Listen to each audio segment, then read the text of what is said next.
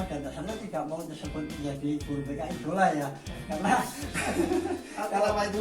kalau idola berarti ada anak yang tidak mengidolakan gurunya, kan?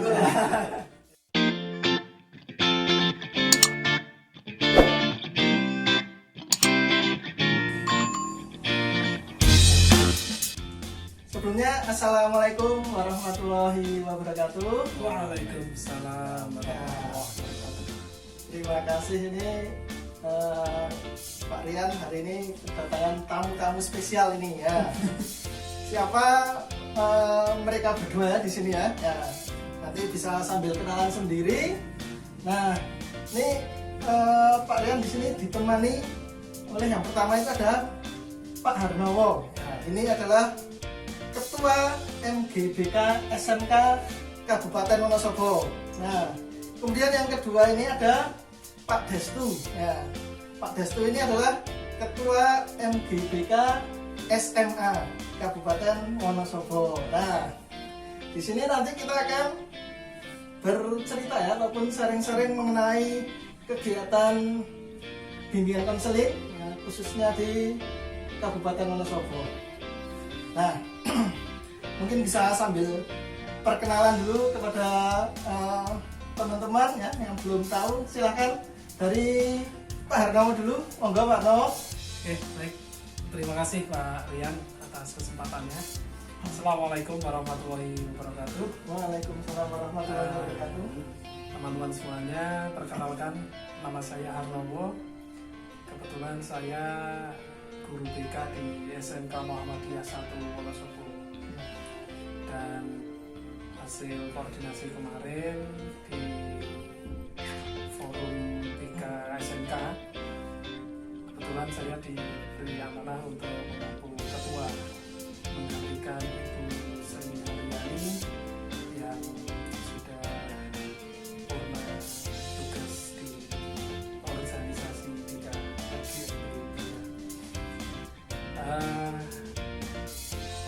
mohon nanti bisa memajukan MGBK bersama-sama tingkat kabupaten, terlebih bisa mewarnai dengan inovasi yang tentunya nanti bisa membangkitkan semangat teman-teman dan mempunyai nilai manfaat untuk anak didik kita semua. Mungkin itu Pak Rian, mudah-mudahan nanti bisa bekerja sama dengan teman-teman untuk memajukan MGBK Kabupaten Wonosobo. Terima kasih, itu perkenalan awal ya dari Pak Harnowo. Nah, ini kemudian yang kedua ini ada Pak Destu. Ya, ini Ketua MGBK SMA Kabupaten Wonosobo. Silakan Pak Destu, bisa perkenalan dulu. Matur nuwun Pak Rian, suatu kehormatan kami bisa diundang untuk interaksi ya Pak ya. Betul ya, guys. Berbagi ya. Assalamualaikum, Assalamualaikum warahmatullahi wabarakatuh. Waalaikumsalam warahmatullahi wabarakatuh.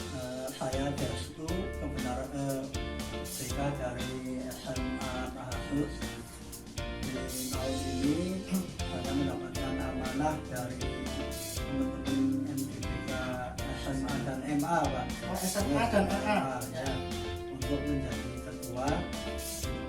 Itu kami mohon doa dan dukungannya, terutama nanti dari SMK juga kita mungkin bisa berkolaborasi untuk memajukan MGBK Kabupaten Wonosobo. Ya, terima kasih, itu sedikit perkenalannya. Nah, kita akan coba untuk bertanya-tanya ya. Setelah tadi berkenalan Pak Harnowo, Pak Destu. Nah, cukup menarik ini Pak ya. Pak Destu, Pak Harnowo, di masa pandemi ini ya. Nah, ini guru BK itu dituntut sebenarnya untuk sesuatu yang lebih ya. Nah, kalau dari Pak Harnowo dulu ini, bagaimana Pak Harnowo menyikapi hal itu? Baik, masa pandemi ini memang tinggal bagaimana kita memaknai Pak. Di saat kita tidak ada aktivitas, diam di rumah, maka ya kita tidak dapat apa-apa. Tapi di sisi yang lain, ketika ini diubah menjadi sebuah kesempatan, peluang, sehingga ide, kreativitas ya, kemudian kita dengan waktu luang, dengan memanfaatkan teknologi, tentunya kita bisa memberikan layanan yang lebih. Tapi memang tidak mudah. Bahkan kesan masa pandemi itu guru BK terus ngapain? Ya, Seolah-olah kalau udah ada yang masalah, ya tidak ada pengenangan. ya.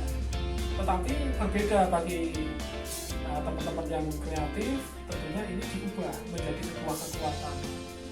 Artinya bahwa di masa pandemi ini malah justru digunakan sebagai peluang untuk menggali potensi, membangkitkan kreativitas, sehingga tidak memutuskan layanan-layanan BK yang harus diberikan kepada siswa-siswi itu.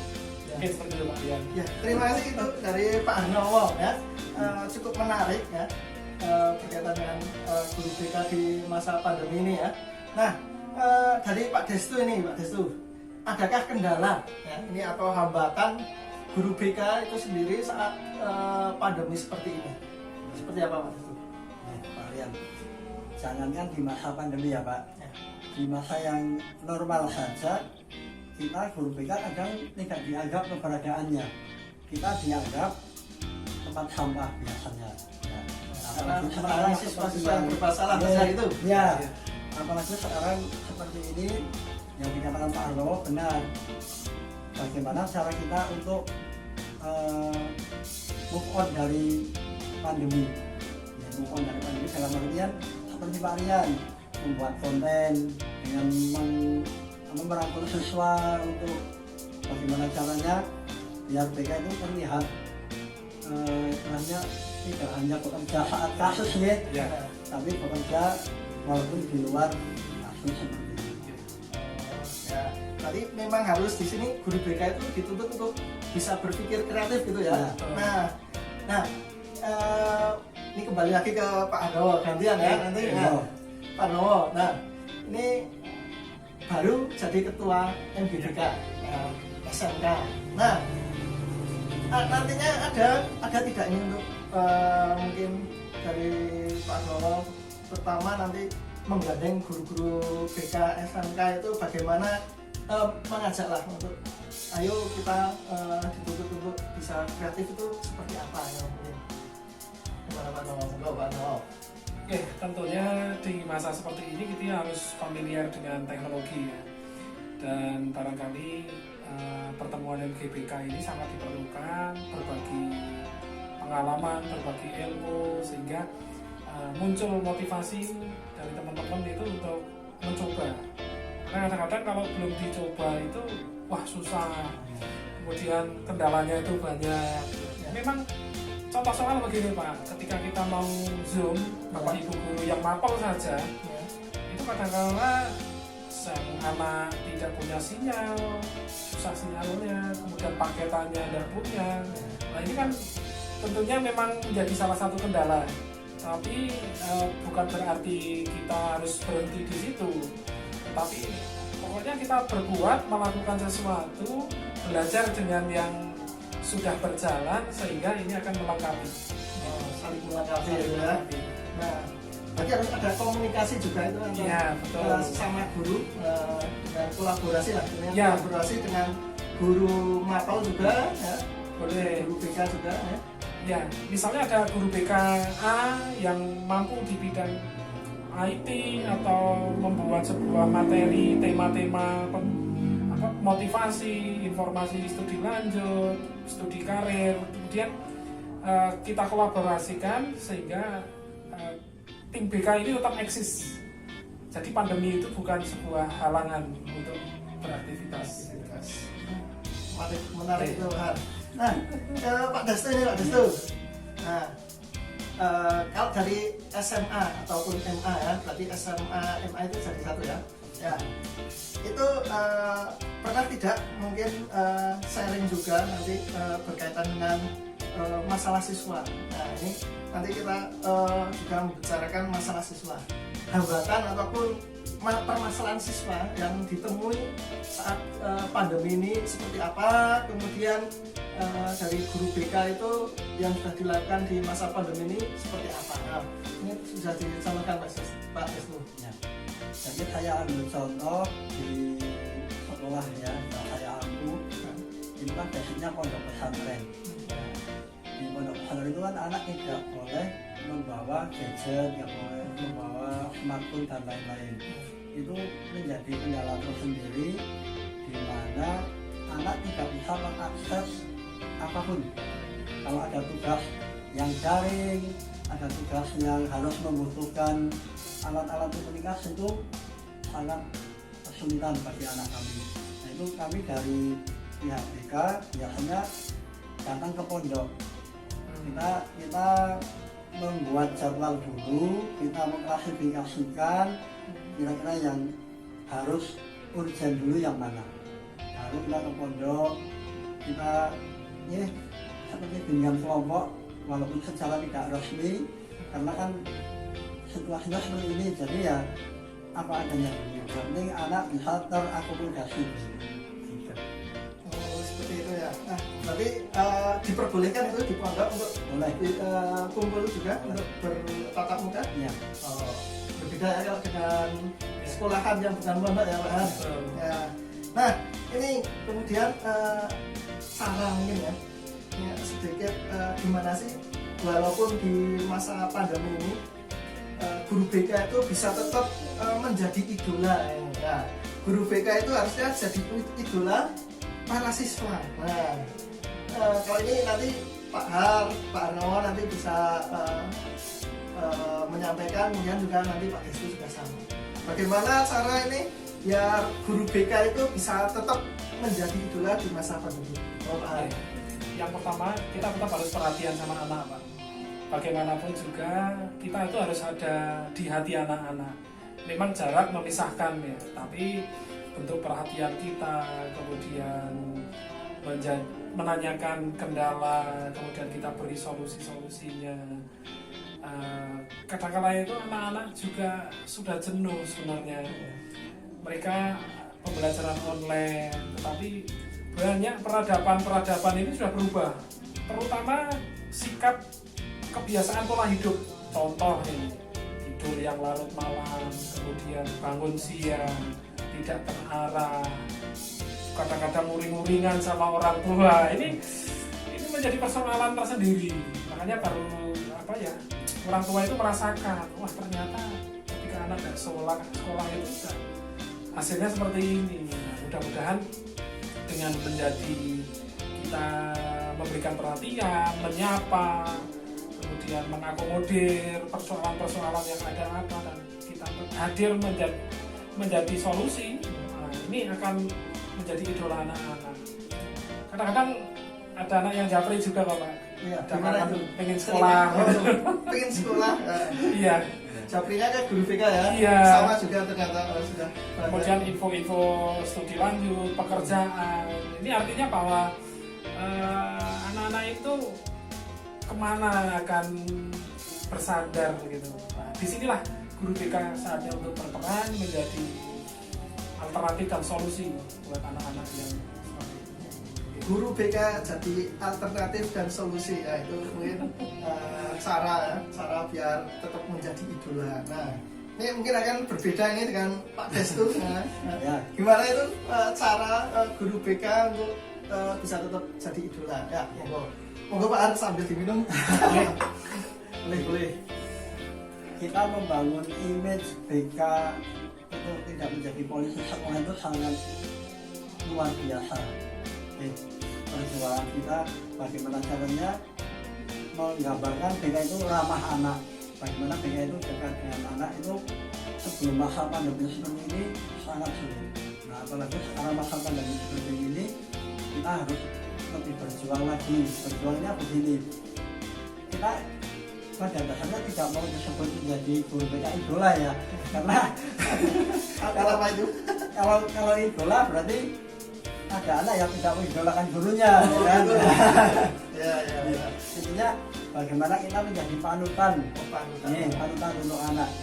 Itu kalau saya pribadi, terutama untuk anak-anak yang di pondok, kita membuka pintu BK seluas-luasnya. Silakan anak mau datang kapan, mau membicarakan masalah apa, mau konsultasi masalah apa, ada masalah atau tidak, silakan. Itu kita disitu akan membuat citra kita di mata anak-anak itu, oh ternyata guru BK itu sangat terbuka dengan kita. Guru BK itu tidak memandang siswanya seperti apa itu. Terutama anak-anak yang kelas 3, saya merasakan sekali mereka sangat kesulitan untuk memperoleh info mengenai studi lanjut. Terutama di sekolah kami ya yang basisnya pondok pesantren, itu kami membuka layanan BK dengan komputer khusus untuk BK. Kami buka dari jam 8 sampai jam 12. Itu untuk anak mengakses semua mengenai terkoneksi dengan internet itu ya? ya. Itu berarti menerima klien tanpa syarat ya? Tanpa syarat. Menerima klien tanpa syarat siswa tanpa syarat. Jadi itu tadi bukan idola ya Pak, mungkin panutan ya Pak ya. Mungkin panutan ya. Para kalian panutan juga idolan bisa.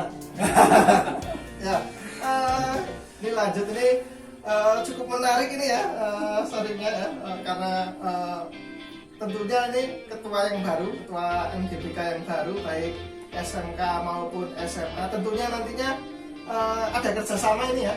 Ya, nanti bentuk kerjasamanya itu seperti apa ya, harapannya sih nanti juga bisa menyentuh ke siswa, ke peserta didik ya. Karena kalau kita lihat ya, kalau kita lihat itu untuk di Wonosobo sendiri itu image dari anak ke guru BK itu juga masih tetap sama ya.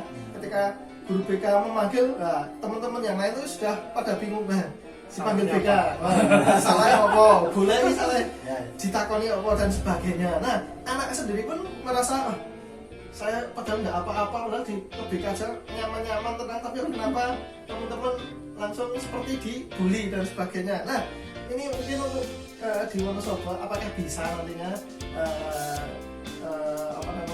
guru BK juga bisa mensosialisasikan kepada peserta didik melalui forum MGBK, tentunya nanti bisa membantu apakah bisa itu peserta didik anak-anak itu menganggap guru BK itu memang bukan polisi sekolah, tapi memang guru BK yang bisa membimbing, bisa mengarahkan, bisa menjadi tempat sharing, curhat, cerita, berbagi berbagi pengalaman, masalah dan sebagainya. Bukan sebagai musuh, apalagi ya parah itu kalau bisa kalau jadi musuh, harusnya bisa jadi teman. Nah, seperti ini bisa sharing juga ya. Nah itu gimana itu nantinya dari SMK, SMA apakah akan membentuk tim ataupun akan membentuk kolaborasi bagaimana biar anak-anak di Wonosobo itu juga paham ataupun mengerti guru BK itu tidak seperti yang dibayangkan. Monggo dari Pak Hanomo dulu ya. Ya, jadi begini Pak Rian, merubah kultur pola pikir, cara pandang itu memang bukan perkara yang mudah. Jadi kita itu kan di sekolah lanjutan atas menengah ya. Jadi kultur dari SMP bahwa dengan guru BK mungkin sudah ketakutan. BK itu pekerjaannya mengurusi anak-anak yang bermasalah. Padahal kan bukan itu ya. Banyak sekali layanan-layanan yang bisa dimanfaatkan.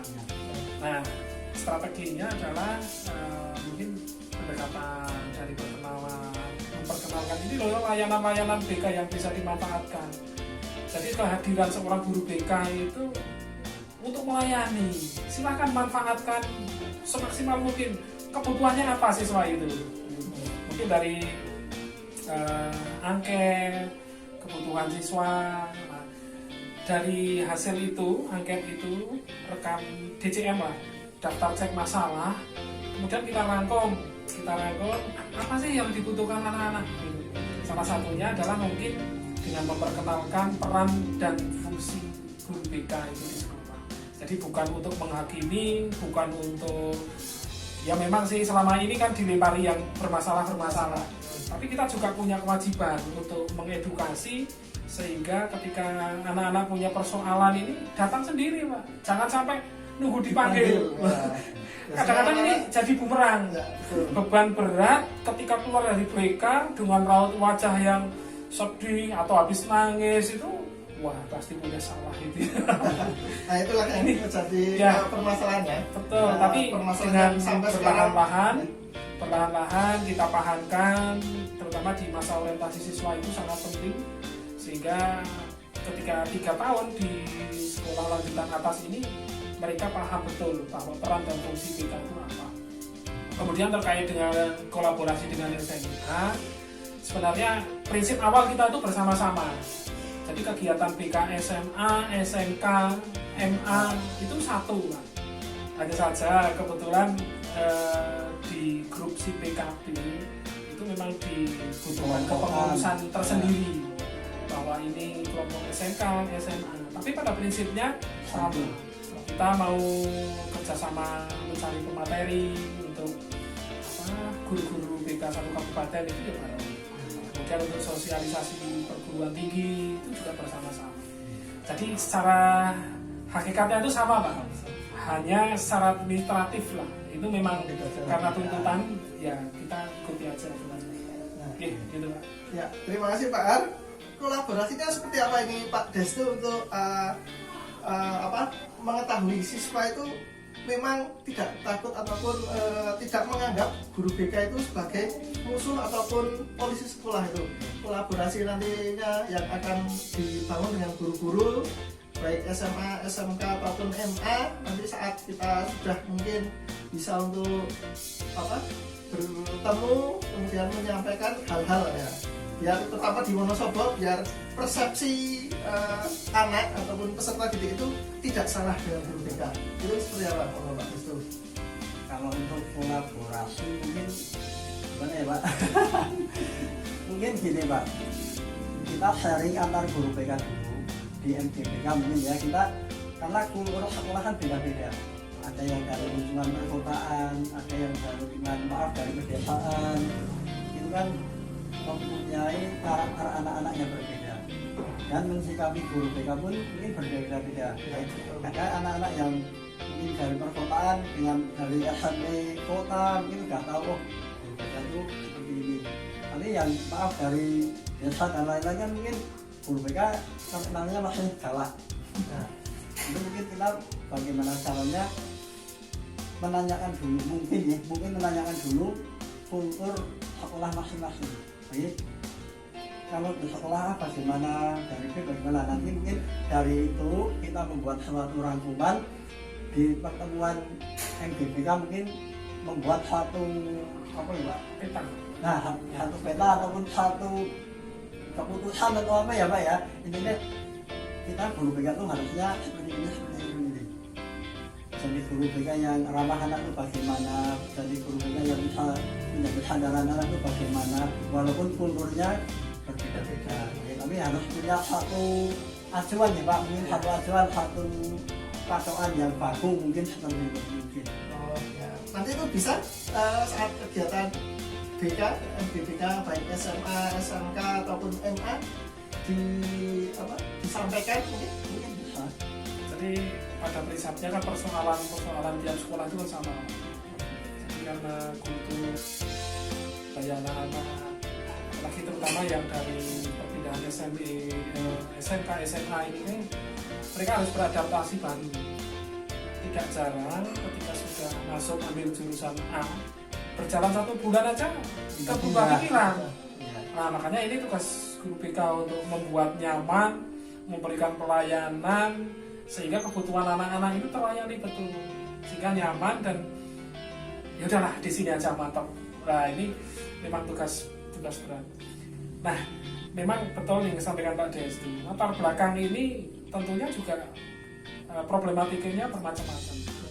Tidak jarang teman-teman juga saling sharing kondisi seperti ini, solusinya seperti apa, karena yang kita hadapi ini kan benda bergerak dan sama-sama masalahnya diberi penanganan yang sama itu belum tentu selesai. Iya, sehingga memang harus momentumnya, kemudian timingnya harus tepat betul. Ya seperti dokter itu harus tepat sasaran. Obatnya pun harus sesuai gitu Pak ya.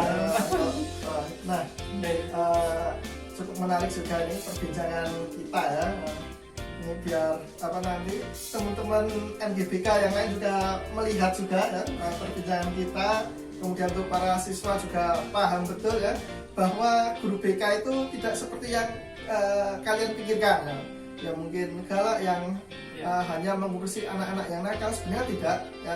Guru BK justru sahabat siswa ya. Ya. Nah, dan juga akan selalu membantu siswa ataupun peserta didik ketika mengalami kesulitan ataupun hambatan apapun, nah, baik yang berhubungan dengan masalah pribadi ya, sosial ya, belajar dan juga karir. Nah itu jangan takut untuk ke guru BK. Ketika kalian bisa mendatangi guru BK itu merupakan sesuatu sebenarnya kalian tuh bisa sudah mulai terbuka, ataupun kalian menjadi orang yang berpikiran dan berpandangan luas. Karena apa? Tidak seperti yang dipikirkan ataupun orang lain pikirkan. Nah ini Pak Hardowo, Pak Destu.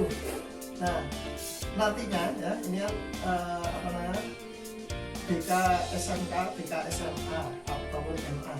Nah ini harapan, kan saya balik harapan ya, ini Pak Hardowo, harapan ke guru BK SMA ataupun SMA itu seperti apa? Nah, ya, mudah-mudahan teman-teman bisa memberikan pelayanan yang baik kepada siswa dan bisa memberikan informasi terkait layanan-layanan BK sehingga kesan BK sebagai polisi sekolah itu lepas, Pak. Sehingga bukan dicari siswa tapi malah justru kita cari karena informasi. Pak Destu dibalik juga, Pak Destu SMA. Nah harapan untuk guru BK SMK apa Pak Destu? Harapan untuk guru BK SMK itu kan kita beda ya Pak. SMA itu lebih banyak setelah lulus proyeksinya kuliah, ya kan. MA proyeksinya kuliah. Kalau SMK diproyeksikan untuk siap kerja. Jadi untuk guru SMK itu bebannya lebih berat. Ya karena mau tidak mau beliau harus menempatkan anak-anak sesuai dengan jurusannya di SMK. Itu sangat sedikit menguras pikiran ya Pak. Kalau di SMK itu kan dari IPA nanti masuk ke kedokteran, keperawanan, kebidanan dan lain-lain, atau dari IPS masuk ke pendidikan bahasa Inggris, bahasa Indonesia dan lain-lain, kan mungkin lebih jelasnya lebih enak. Kalau untuk SMK kan RPL seandainya itu belum tentu ada lowongan untuk RPL. Nah, bagaimana guru BK itu mencari, menggali anak itu siap kerja itu ditempatkan di mana. Nah, jadi beban beliau dari SMK lebih berat, mungkin dia lebih aktif di MGBK juga untuk sharing terutama kan dari Pak Arno mungkin. Beliau kan dari forum BKK dan lain-lain ini lebih menguasai, jadi untuk lebih mengetahui info yang lebih banyak. Basicnya anak-anak SMK itu kan memang mereka mencari keterampilan dan bekerja, tapi tidak menutup kemungkinan bahwa SMK itu sekarang BMW Pak, bekerja, melanjutkan dan berwirausaha. Nah, dan kami di forum BKK pun tidak jarang menemukan anak-anak SMA yang sebenarnya belum punya kesempatan untuk melanjutkan itu untuk bekerja gitu. Nah, sehingga kolaborasi yang bagus kalau antara SMA SMK ini ya itu tadi memberikan informasi sesuai kebutuhan anak-anaknya itu. Artinya yang mau melanjutkan ya kita arahkan, carikan informasi perguruan tinggi sesuai dengan apa yang diminati. Kemudian jika mau bekerja bisa bergabung dengan teman-teman BKK di SMA SMK. Nah, kemudian yang mau berwirausaha juga bisa kita carikan link atau kita motivasi untuk memulai jiwa wirausaha. Betul Pak. Maaf dulu Pak ya. Monggo Mas Destu ini gimana? Statement dari Pak Arno cukup bagus ya buat kami, terutama anak-anak yang tidak punya biaya atau belum punya biaya untuk melanjutkan. Kita dari BKS itu cukup kesulitan untuk mengarahkan anak mau kerja di mana. Karena kita untuk di BKK kita belum masuk Ya. kita belum masuk di forum BKK Pak Oh, iya. Hermawan, jadi kemungkinan selama ini BKK lebih banyak di SMK dan MA nih ya. Ya. Jadi SMK itu belum terjamah lah sebenarnya. Jadi Nah ini PR kita Pak. Nah. Depan ini Ya, bisa terjalin kerjasama. Nanti kalau apa namanya membahas BK dan BKK nanti nggak selesai nanti ada khusus BKK sendiri nanti ya. Ini juga Pak Arnawa juga bagian dari BKK, ketua BKK juga ini. Nah, ketua BKK Bursa Kerja Khusus Kabupaten Wonosobo, ketua 2 ya? Ketua 2? Ya, Ya, ada. ketua 2-nya Pak Harnawa nanti kita bisa kolaborasi itu betul. loh Pak. Nanti itu akan kita bahas lagi lain waktu ya, Ya. berdua dengan SMA mungkin bisa itu kolaborasinya juga dengan SMA berkaitan nanti untuk lowongan pekerjaan Ya. nanti bisa merambah ke SMA untuk Sebenarnya- ke siswa gitu kan. Ya. Tapi kita Dulu pernah Pak, kita mau coba gandeng dengan SMA. Ya. Akan tapi masih ada beberapa persepsi bahwa SMA ini kan fokusnya melanjutkan. Apakah ini tidak bertentangan? Tapi fakta di lapangan belum 100% kan semuanya melanjutkan. ya betul Itu artinya masih butuh informasi untuk ya bekerja. betul. Nah, Mudah-mudahan ke depan Pak ini menjadi nah ini bisa ada pionirnya 2 ini penggawanya ketuanya nanti bisa sharing lagi. Nah ini kita kembali lagi ke permasalahan BK ini ya. Nah ini apa namanya terakhir mungkin nanti bisa disampaikan nih Pak Arnawa, Pak Destu nanti pesan untuk para siswa. Oh, ya. Pesan untuk para siswa apa berkaitan dengan bimbingan konseling boleh Pak disampaikan nanti Pak Destu juga biar para Baik. siswa sudah tahu. Untuk teman-teman siswa, raihlah cita-cita kalian dengan penuh semangat sungguh-sungguh karena perjalanan Anda itu masih panjang dan ini SMA SMK ini baru titik aman pertama, sehingga untuk menggapai cita-cita itu masih butuh perjuangan yang kuat, sehingga belajar sungguh-sungguh, sekolah yang giat, yang tekun, belajar sehingga nanti bisa mencapai cita-cita kalian. Tetap semangat belajar, sukses untuk siswa kalian. Ya, terima kasih itu pesan dari Pak Arnawa. Pak Destu, ya pesan untuk siswa-siswa gimana Pak Destu? Ya, kalau saya cuma satu aja Pak, Ya. bermimpilah dalam hidup, tapi jangan hidup dalam mimpi. Pun Bermimpilah dalam hidup ya, tapi jangan hidup dalam mimpi. Super sekali ya. Hanya itu aja. Hanya itu saja katanya ya. Terima kasih Pak Arnawa, Pak Destu. Oke, Ya, yang terakhir Pak Rian, ya terakhir. mohon bimbingannya untuk guru-guru teman-teman guru BK senior. Oke. Dan tentunya kami pasti belajar bersama arahan bimbingan dari Bapak Ibu semuanya. Tentunya sangat menentukan sekali perjalanan MGBK pada Wonosobo. Memajukan MGBK Kabupaten Wonosobo perlu dukungan dari Bapak Ibu guru BK senior ya. Mohon masukan kritik dan saran juga untuk kepada pengurus yang baru ya. Mudah-mudahan bisa membawa MGBK itu lebih baik terutama di Wonosobo dan syukur-syukur nanti bisa merambah ke yang lain. Harapannya seperti itu ya. Ya, dan terakhir ini mungkin nanti satu-satu juga penting ini satu kata seperti biasanya kalau saya itu satu kata ataupun satu kalimat ya, satu kalimat boleh lah satu kalimat ya, berkaitan dengan bimbingan konseling. Pak balik dulu Pak Destu dulu. Satu kata Pak Destu, satu kalimat Pak Destu berkaitan dengan bimbingan konseling bebas. BK itu mengasihkan. BK itu mengasihkan ya. Terima kasih Pak Destu. Pak Arnawa kalian. BK selalu di hati. BK selalu di hati. Ya, terima kasih Pak Arnawa. Ternyata cukup menarik semuanya, ya. Mungkin karena waktu juga nih sudah lumayan ya. Mungkin kita akan sambung lain waktu. Terima kasih untuk kedatangannya Pak Arnawa, Pak Destu. Yang mudah-mudahan nanti kita bisa cerita di lain kesempatan. Siap, Terima kasih. terima kasih Pak. Oke, thanks so much. Dari saya cukup sekian ya. mudah-mudahan apa yang kita sampaikan di sini bermanfaat. Monggo Pak Destin sambil diminum boleh.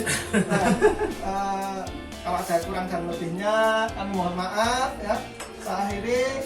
Wassalamualaikum warahmatullahi wabarakatuh. Waalaikumsalam warahmatullahi wabarakatuh. Nah, loh, diminum lagi. Itu ada pisang gorengnya juga.